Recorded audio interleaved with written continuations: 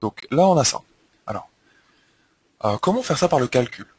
D'accord? Toi, tu veux savoir si CF est en dessous de CG, et si oui, pour quel X, en fait, sur quel intervalle, hein, on est bien d'accord.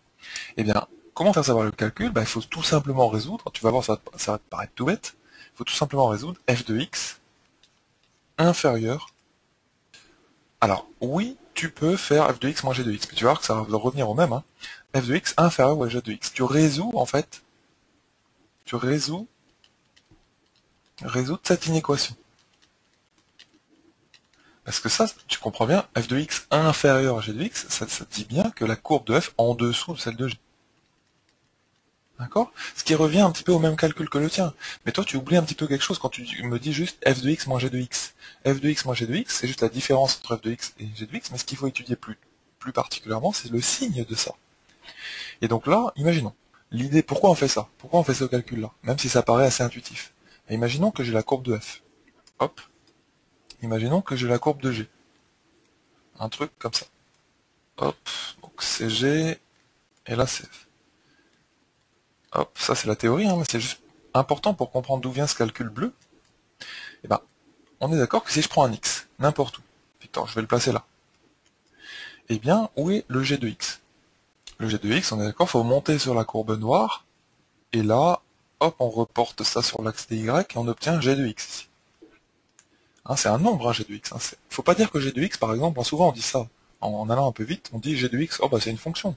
Non, non, non, c'est g la fonction. C'est pas g de x. G de x, c'est un nombre. Hein, une fonction et un nombre, ce sont bien deux objets différents, hein, en maths. D'accord? Donc ça, c'est important. Et du coup, maintenant, tu montes. Tu obtiens aussi le f de x. Tu montes sur la courbe rouge. Hop, voilà. Et du coup, là, eh bien, f de x moins g de x. Qu'est-ce que ça représente? Le nombre f de x moins g de x. Parce que c'est bien une différence entre deux nombres. À son avis, c'est de quel signe ici, dans ce cas-là? Ton avis, f de x, il est plus grand que g de x ici? Bah oui, je pense. Tu seras d'accord avec moi pour dire oui. Parce que, hop, le f de x, il est au-dessus, hein, sur l'axe des y. Donc cette différence, f de x moins g de x, elle est de quel signe pour ce x-là en particulier? Elle est ici, positive. Et du coup, est-ce que c'est cohérent avec le fait que la courbe de f est au-dessus de la courbe de g? Ben oui, parce que la courbe rouge, à ce niveau-là, elle est bien au-dessus de la courbe noire. D'accord? Donc c'est de là que vient ce calcul, en fait. Le calcul de f de x moins g de x, qui revient exactement au même. Hein. Je pense que tu comprends que celui que je t'ai montré là, f de x inférieur à g de x. Alors du coup, on résout ça. Alors pour résoudre ça, bah, on écrit, hein, on remplace f de x, on remplace le g de x par les expressions des fonctions. Alors, 2x carré plus 8x plus 4, ça c'est un f de x inférieur ou égal à g de x. En fait, ce qu'on va faire, c'est qu'on va passer de g de x tout simplement à gauche, hein, pour obtenir moins g de x. Et tout ça inférieur ou égal à 0. Donc le moins g de x, c'est-à-dire, au début tu mets des parenthèses, hein, x au carré moins 3, ça c'est g de x. Et là, hein, il ne faut pas se tromper, quand on enlève les parenthèses, tu es d'accord qu'on met un moins, on reporte le moins devant le x carré et on met plus 3.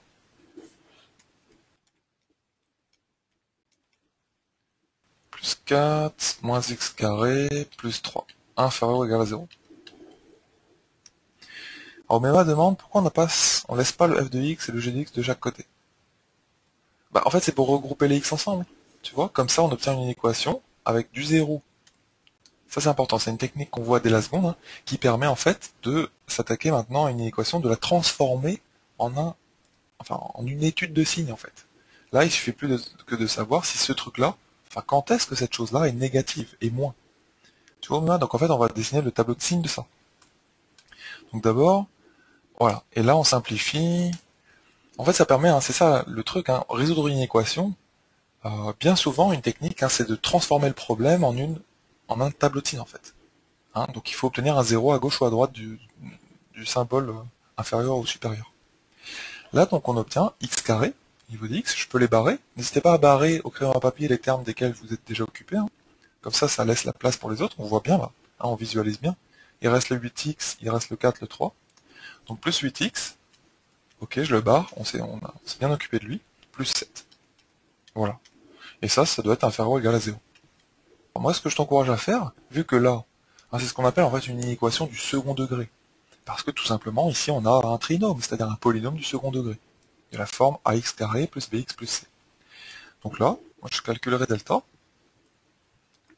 Donc, on remet toujours la formule, b carré moins 4ac, comme ça clarifie bien les choses, on l'a sous les yeux et non pas dans sa tête. Hein. Comme ça on sait bien qu'il faut juste remplacer le b, le a, le c. Des petites astuces que je vous donne ici, pour pas trop se tromper, pour essayer de minimiser le risque d'erreur, même s'il y a toujours des erreurs possibles. On ne peut pas arriver au risque zéro d'erreur dans les choses. Donc b carré ça donne 64, moins 4 fois, là vous gardez bien l'ordre, fois 1, hop, fois c, c'est-à-dire fois 7. Donc ça fait 64 moins 4 fois 7, c'est 28. Donc 64 moins 20, déjà, ça fait 44, moins 8 encore, ça fait combien? Ça fait 36, 36. Et ça tombe bien parce que c'est un carré. On peut mettre que c'est 6 au carré. C'est positif, pas de souci, c'est un carré, ça va nous donner deux racines réelles distinctes, qui sont x1, x2. Enfin, on les note souvent x1, x2. Alors, je fais le tableau de signes, alors, je vais le faire juste là. Ok. Donc, là, le x, on va mettre moins l'infini plus l'infini. Hop, il n'y a pas de valeur interdite dans cet exercice. Les fonctions f et g, ce sont deux polynômes du second degré. Donc il n'y a aucune valeur interdite. Ici, un ensemble de définitions de ces fonctions, c'est R. Je le précise là, mais c'était quand même important de le dire. Ensuite, on met notre trinôme, c'est-à-dire x carré plus 8x plus 7. Hop, on met les racines. Alors d'ailleurs, les racines, je ne les ai pas calculées. Je vais le faire juste en dessous. Et bien, x1, x2. X1 et 2, je vais les mettre en même temps. Ça va donner moins b, plus ou moins racine de delta sur 2a. Alors le moins b, ça va donner le b, c'est 8. Donc moins 8, plus ou moins 6, c'est-à-dire la racine de delta, sur 2a, c'est-à-dire 2. Le a qui vaut 1. Donc ça va donner moins 8, moins 6, pardon, ça fait combien? Ça fait moins 14 sur 2. Ça fait moins 7, ou, quand on remplace le moins par un plus, au milieu là, moins 8 plus 6, moins 2 sur 2, ça fait moins 1. Donc, moins 7 et moins 1, on les place. Le moins 7, il va bien sûr être à gauche du moins 1, parce que c'est plus petit. Hop, faut pas se tromper là-dessus. Et du coup, on met les zéros. On met les zéros.